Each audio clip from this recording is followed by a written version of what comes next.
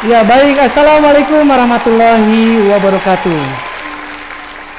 Salam sejahtera untuk kita semua, salam hormat untuk para guru yang sudah bergabung di sore hari ini untuk edisi Public Speaking for Teachers untuk series yang kedua ya. Dan tentunya saya senang sekali untuk hari ini kita bisa saling sharing ya untuk para guru yang sudah meluangkan waktu di sore hari ini.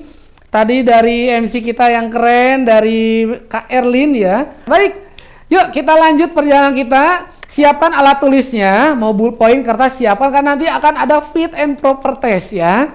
Oke, yuk kita mulai dulu untuk slide yang pertama, silakan ditampilkan. Oke, ya tenang, saya akan kontrol dari pointer saya ya.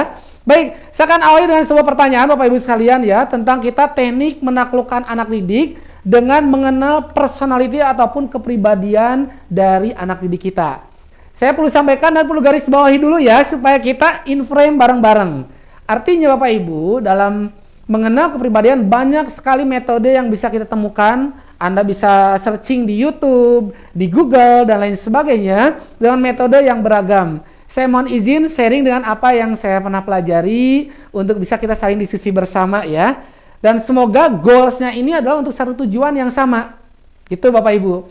Kalau yang saya pernah dalami ada metode mengenal kepribadian dengan MBTI, ya, DISC, ada juga dengan fast personality, ada juga dengan Stephen dan lain sebagainya. Saya menghormati Bapak Ibu sekalian, jadi di sini kita akan saling belajar ya, bagaimana salah satu metode yang akan kita kupas di sore hari ini, mudah-mudahan bisa menjadi hal yang bermanfaat yang bisa kita jalani bersama ya. Oke. Nah, ini kita lihat nih gambar yang pertama nih, gambar orang yang sangat cheerful ya, sangat happy banget kelihatan ya wajahnya. Yang kedua kita lihat wajahnya penuh dengan gestur tubuh, instruksinya jelas ya. Nanti kita akan kupas ya.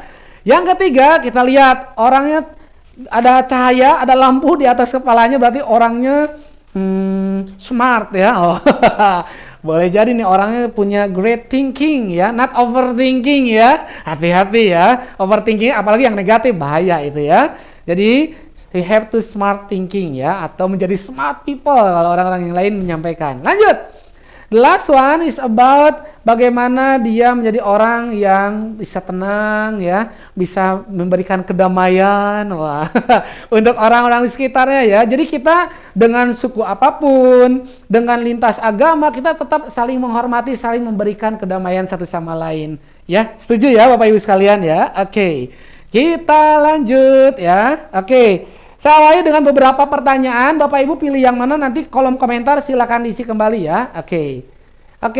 Untuk yang pertama Bapak Ibu sekalian, ada dua pertanyaan yang akan kita lihat dari posisi yang atas dan posisi yang bawah ya. Silakan siapkan jarinya di kolom komentar ya, kolom chat. Ini dia. Yang pertama di atas, masih ada 5 menit sebelum waktu tidur tiba. Kamu mau sikat gigi dulu atau baca buku cerita dulu? Nah, itu yang pertama.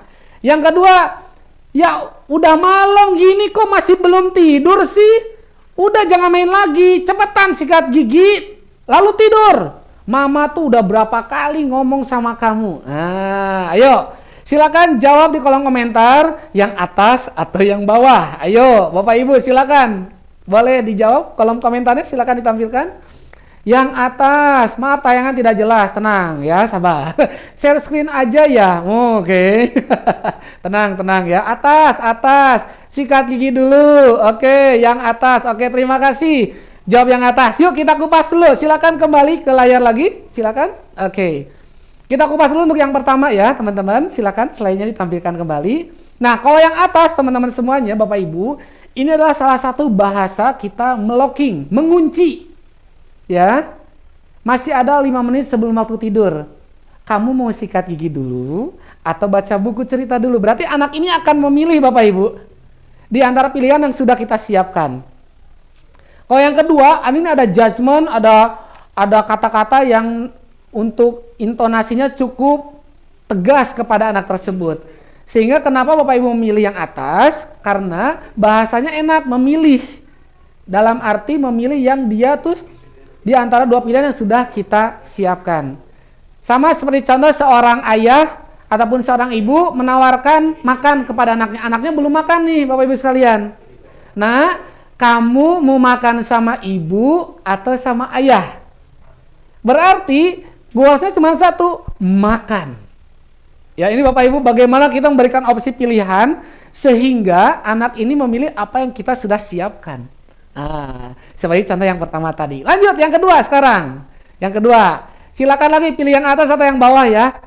10 menit lagi kita udah mau pergi loh. Kamu mau ganti baju sekarang atau dipegang dulu nanti baru dipakai? Atau yang kedua, aduh, kok kamu masih malas-malasan sih? Kita udah hampir telat nih. Dengar nggak Bu Guru ngomong apa? Ada nggak ya di sini? Di sini mah enggak ya, baik-baik semua guru-gurunya. Oke, atas lagi. Oke.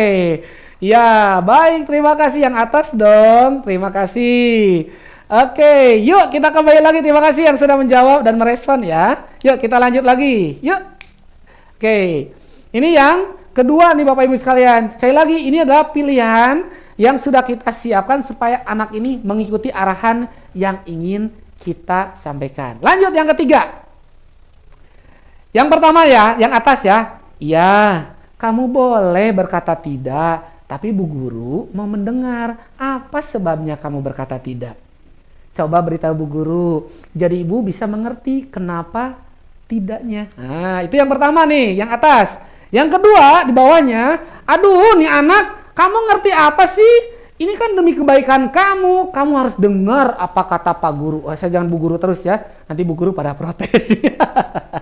Oke, ayo atas atau bawah? Saya yakin pilihannya yang atas ya Bapak Ibu. Ini artinya apa Bapak Ibu? Kita belajar untuk listening, belajar mendengarkan apa yang disampaikan oleh anak didik kita ya Bapak Ibu. Jadi kita belajar menghargai untuk the power of listening, the power of mendengarkan. Nah, ini Bapak Ibu. Yuk, kita lanjut. Yang keempat, Bapak Ibu sekalian, yang atas ya, tidak apa nak, setiap orang bisa berbuat salah ataupun hilaf. Bu Guru juga bisa berbuat salah, Pak Guru juga bisa berbuat salah. Sekarang kamu jadi tahu hal yang kamu lakukan tadi itu salah. Untuk kedepannya lebih berhati-hati ya. Yuk, sama-sama kita perbaiki. Yang di bawah Bapak Ibu sekalian, ya ampun, kamu kok nggak hati-hati banget sih?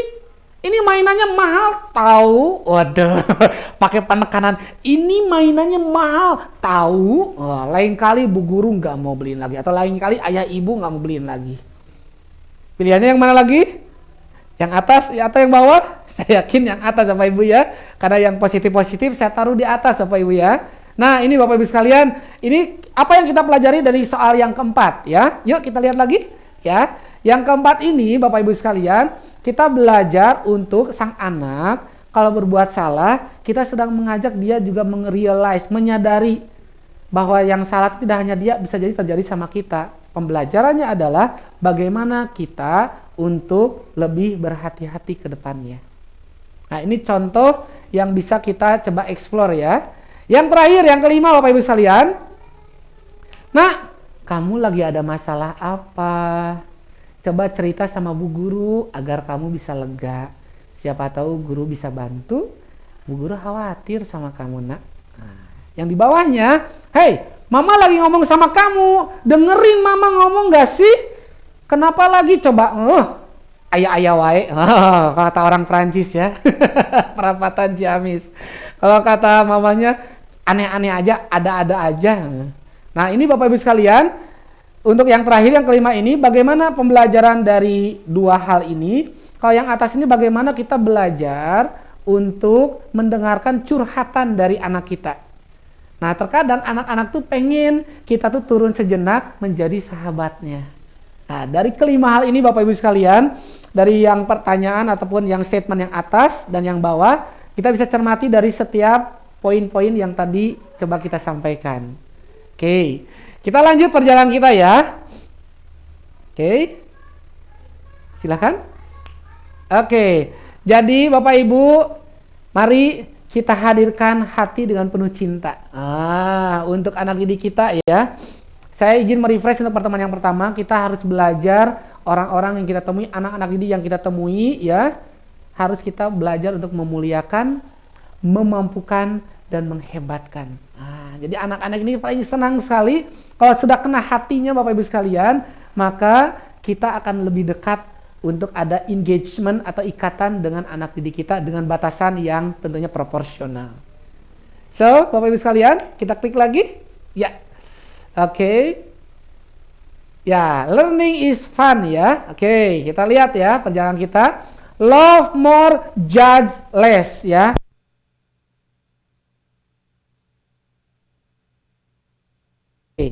Cintai lebih ya, kurangi untuk kita menjudge, menilai anak kita. Jadi cintai penuh dengan cinta, mendidik dengan cinta. Orang tua please, jangan ke sekolah itu untuk titip anak saya ya, no. Karena sekolah bukan lembaga penitipan. Sekolah adalah lembaga pendidikan. Ini yang harus kita sama-sama frekuensinya kita samakan ya. Oke, kita lanjut. Oke, sekarang Bapak dan Ibu kita akan bersiap. Silakan Anda siapkan kertas. Lalu tuliskan angka nomor 1 sampai nomor 20 di sebelah kiri. Lalu tuliskan 4 kolom. A, B, C, D. Tentang personality test ya, tentang our strength and our weakness. Bagaimana kekuatan dan kelemahan kita. Lalu like and dislike-nya kita akan lihat nih Bapak Ibu sekalian. Bagaimana kita mengenai diri kita sendiri belum sebentar ya. Oke, ini operatornya cukup unik ya. Ini saya belum klik ya. Bahasa perilakunya juga, tampilannya juga kita akan lihat dan bagaimana cara menghadapinya sehingga nanti di yang ke-6 kita termasuk orang yang mana nih, introvert or extrovert nih, and what do we have to do ya. Oke, sejenak ya. Oke, baik kita lanjut ya Bapak Ibu sekalian. Oke, saya klik. Oke, tenang. Mengapa mengenal kepribadian itu penting Bapak Ibu sekalian? Yuk, sebelum kita lanjut dari 5 pertanyaan sebelumnya, sekarang pertanyaan untuk kita cermati bersama, mengapa mengenal kepribadian itu penting? Yuk, silakan jawab di kolom komentar dulu. Saya berikan kesempatan untuk Anda menjawab. Kenapa sih kita harus mengenal kepribadian? Silakan Bapak Ibu.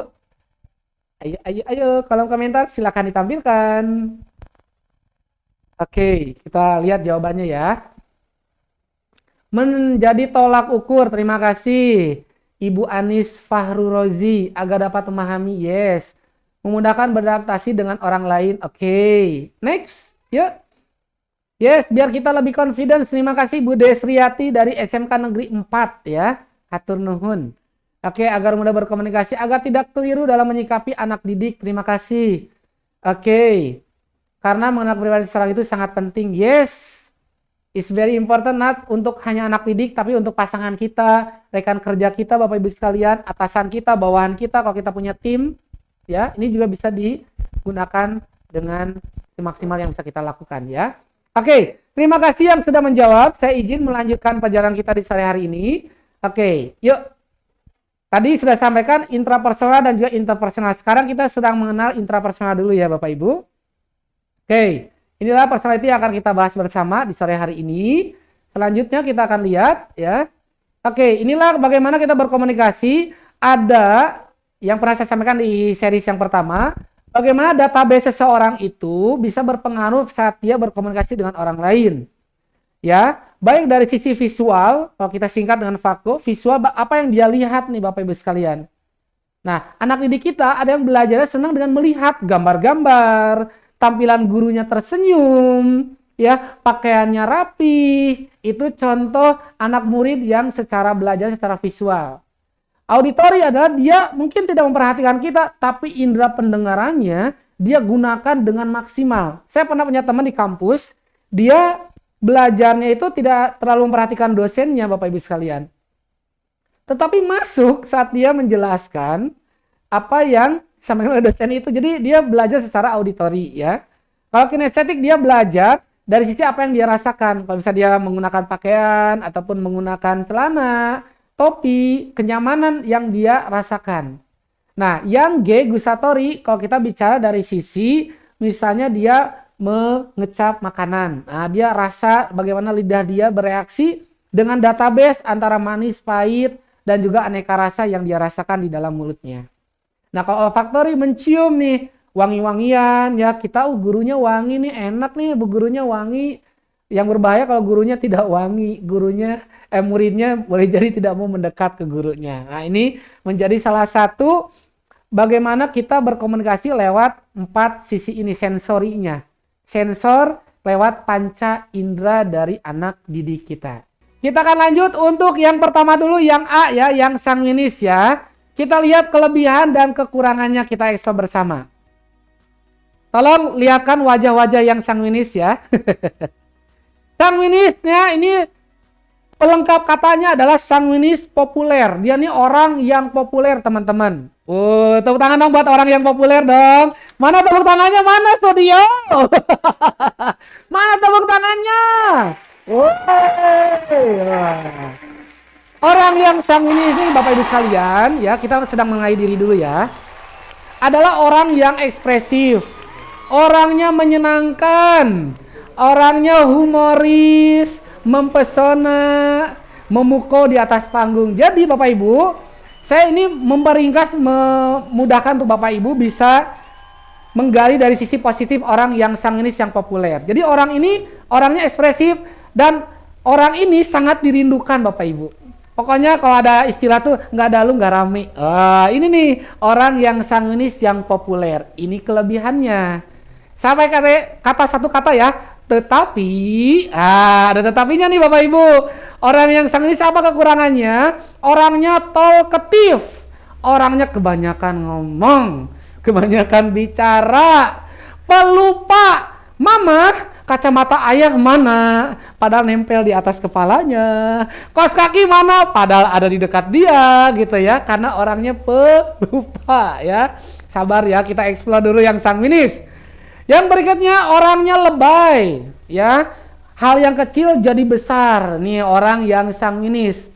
Emosionalnya kadang labil, ya. And sometimes nggak disiplin, ya. Undisiplin nih orangnya nih ya.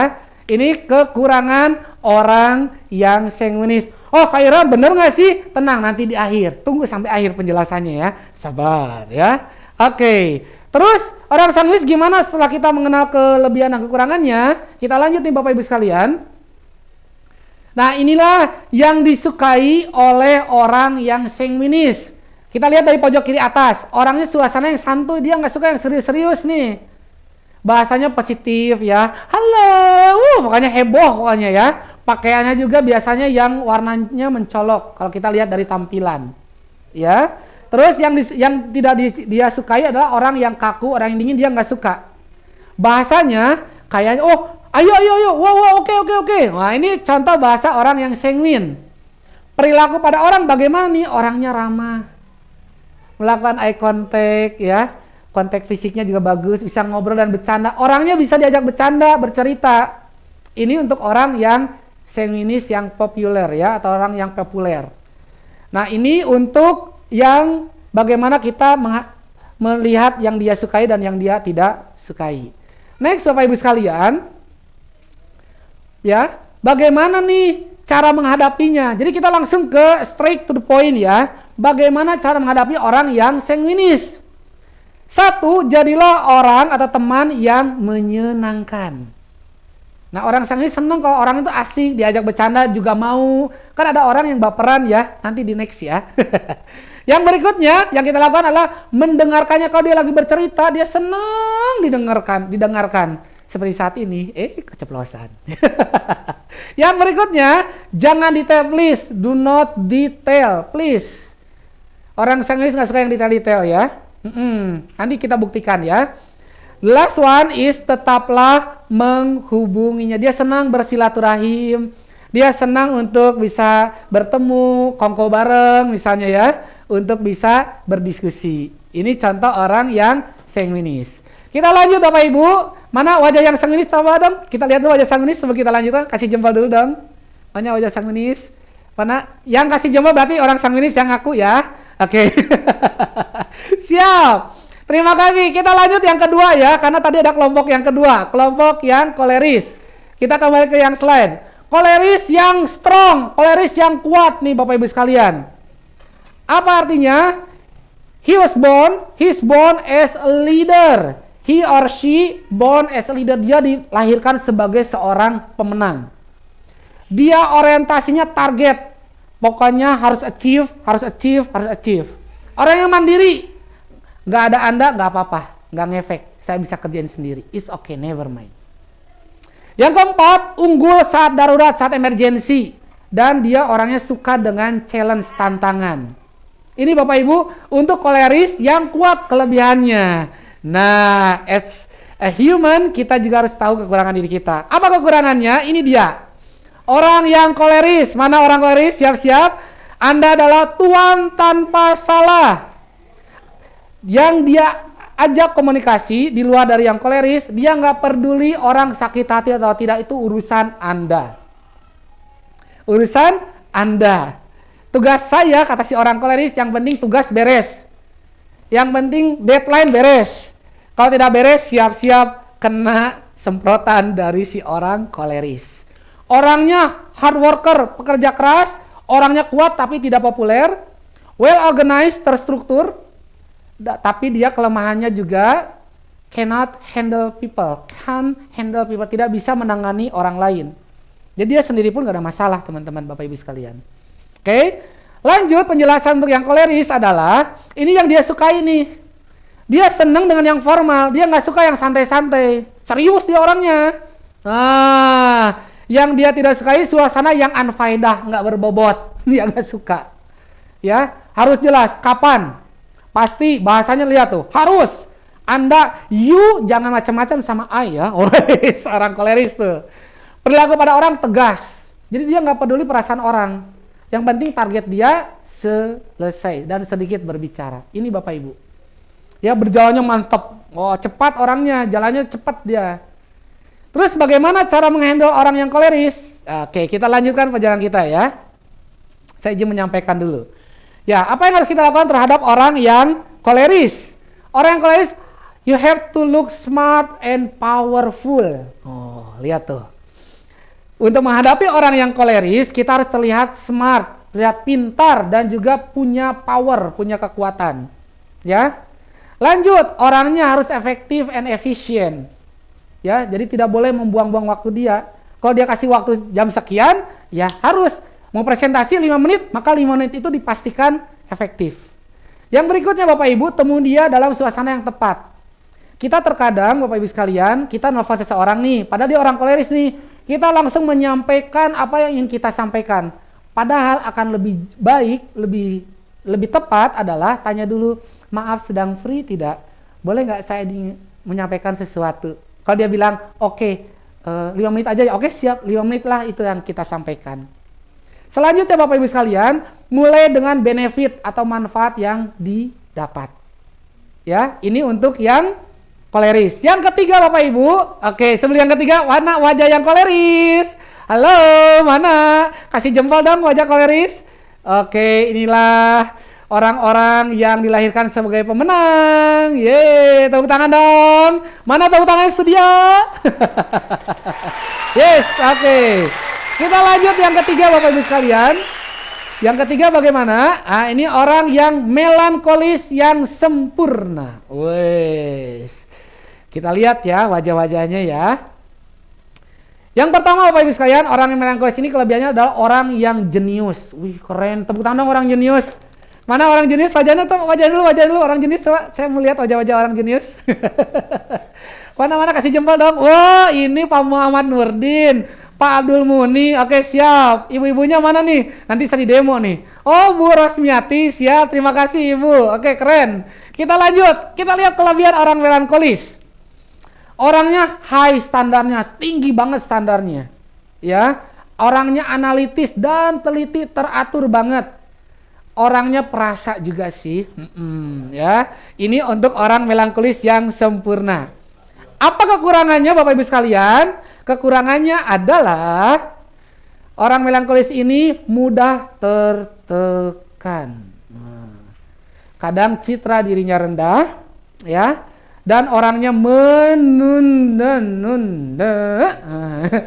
Dan tuntutan yang tidak realistis. Aduh, Kak Irham, misalnya ada mahasiswi nih, Kak Irham aku tuh pengen punya suami yang ada 10 sih ininya kategorinya yang baik, yang gini ada 10.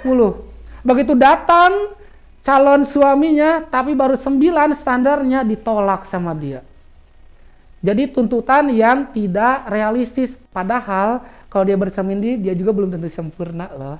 Nah, jadi tuntutan yang tidak realistis. Oke. Terus apa yang disukai oleh orang melankolis? Ini Bapak Ibu. Hampir dekat dengan orang koleris, suka suasana formal. Ya. Dan dia lebih detail nih kalau dibahasa nih, jam berapa, hari apa. Saya lihat dulu nih, berapa bunganya. Wes, mana datanya? Ini biasanya orang finance nih, kalau begini nih ya. Terus perilaku pada orang tenang dan sedikit berbicara. Ruangannya rapi banget. Misalnya nih Bapak Ibu datang ke rumah orang yang sifatnya melankolis. Kita pinjam buku nih. Kita nggak kembalikan ke tempatnya. Pasti dia ngomel-ngomel tuh. Siapa sih yang pinjam buku saya? Nggak dikembalikan ke tempatnya. Nggak rapi banget sih. Waduh, itu saking dia orangnya perfeksionis. Makanya melankolis ini melankolis yang sempurna. Oke. Bagaimana cara menghadapinya Bapak Ibu sekalian? Ini dia ya untuk yang ketiga. Yang pertama menghormatinya. Yang kedua bicara atas data dan you have to look smart ya. Lagi-lagi harus terlihat pintar nih. Berdekatan antara koleris dan melankolis. Yang ketiga mulai dengan etika dan fakta. Jadi etika sopan santun sangat dijaga nih Bapak Ibu. Ya. Dan orangnya berbicara data fakta. Hati-hati nih, kita nyebar WhatsApp yang nggak jelas sumbernya, dia pasti akan komplain tuh, dari mana Anda sebar ini? Wah, itu orang yang biasanya melankolis. Ya, berikan ia kesempatan untuk reading, thinking, and memutuskan ya. Decision maker ya, jadi memutuskan dia berikan kesempatan Bapak Ibu. Oke, kita lihat lagi wajahnya, mana wajah melankolis, mana wajah-wajahnya. Oke, kasih jempol dong. Bu Nur Lela, oke. Apakah iya itu yang tadi disampaikan? Anda mengakuinya? Oh iya.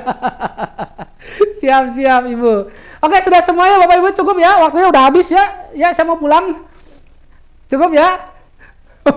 Jangan Kak, itu yang keempat belum. Wah, tenang. Orang yang keempat orangnya nggak mau berantem, orangnya santai, orangnya santuy.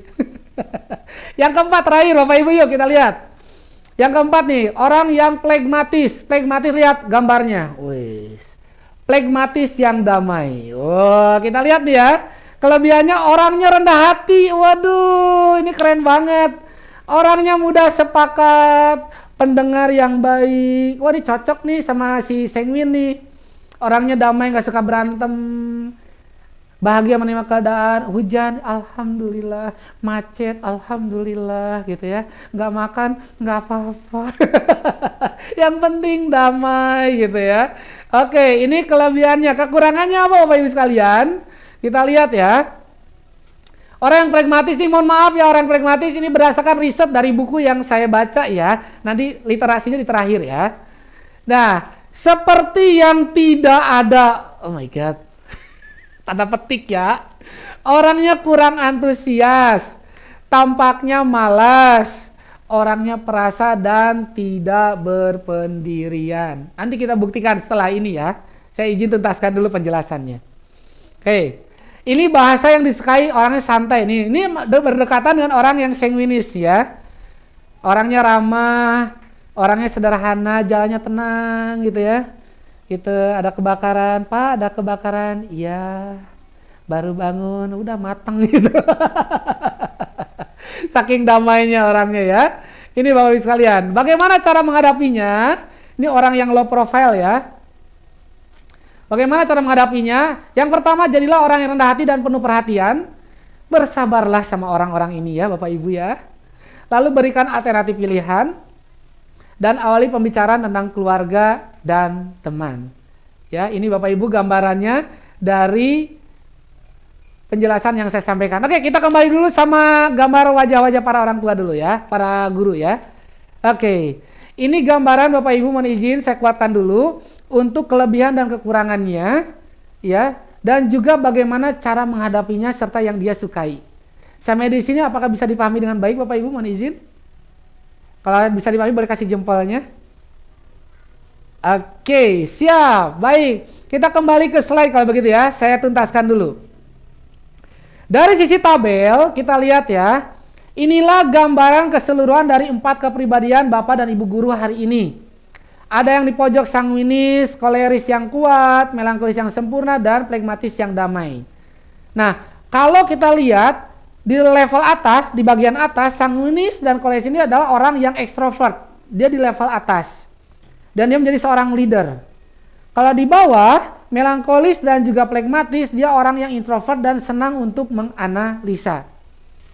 Ya. Nah, ini adalah gambaran dari kepribadian yang ada di dalam diri kita. Tadi Bapak Ibu, keempat-empatnya ada. Hanya yang lebih dominan yang mana yang tadi kita coba explore dari tes yang tadi kita kerjakan bersama. Konklusi dari apa yang kita coba bahas di sore hari ini Bapak Ibu sekalian, orang sanguinis dan koleris adalah orang yang telling atau memberitahu, menyampaikan.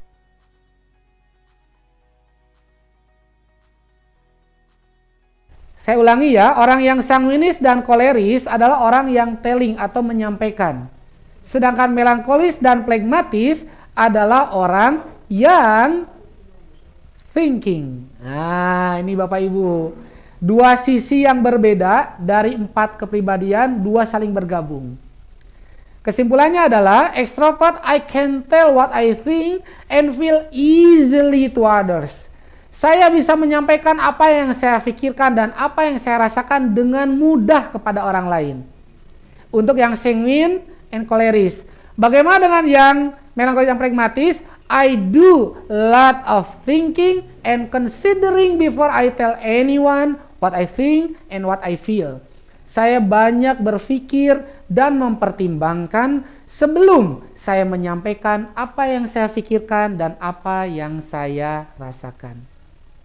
Inilah gambaran dari 4 kepribadian Bapak Ibu. Kita mengenali diri sendiri, sekaligus juga kita mengenali dari anak didik kita. Teknik menaklukkan itu adalah 4 hal ini Bapak Ibu. Ya. Inti dari personality ini adalah bagaimana Bapak Ibu menjadi pribadi yang fleksibel. Satu kata yang ingin saya sampaikan di sore hari ini, yakni fleksibel. Jadilah orang yang fleksibel. Bapak dan Ibu saat mendidik anak-anaknya, anak muridnya, anak didiknya, maka 4 kepribadian inilah yang harus kita sesuaikan. Ada anak-anak yang senang bercerita, maka kita pindah frekuensi menjadi orang yang senang mendengarkan. Kalau anak-anak kita senang dengan challenging, tantangan, maka kita pindah frekuensi menjadi orang yang koleris. Kalau dia orangnya yang harus rapi, tulisan harus rapi, sisiran rambut harus rapi, pakaian harus rapi dari atas sampai bawah, berarti dia orang yang melankolis yang sempurna. Kalau dia orang yang tidak suka untuk berkonflik, maka dia orang yang flegmatis. Oke, Bapak Ibu, ini yang dapat saya sampaikan di kesempatan sore hari ini. Ya, mudah-mudahan ini menjadi satu hal yang bisa kita cermati bersama. Di samping di luar sana juga banyak sekali personality yang bisa kita gali lebih dalam sehingga kita akan semakin hasanahnya, semakin kaya Bapak Ibu. Namun yang saya alami sebagai praktisi dan juga saat berinteraksi dengan mahasiswa, bagaimana kita menjadi pribadi yang fleksibel. Sehingga saat kita berkomunikasi dengan mahasiswa ataupun dengan anak didik kita, kita bisa saling menguatkan, saling mendorong satu sama lain. Baik, terima kasih Bapak dan Ibu Guru. Senantiasa kita aplikasikan apa yang telah didapat menjadi fleksibel. Ya. Itu saja yang dapat kami sampaikan. Mohon maaf dan terima kasih. Salam sehat, salam semangat. Sampai jumpa di series yang ketiga. Wassalamualaikum warahmatullahi wabarakatuh.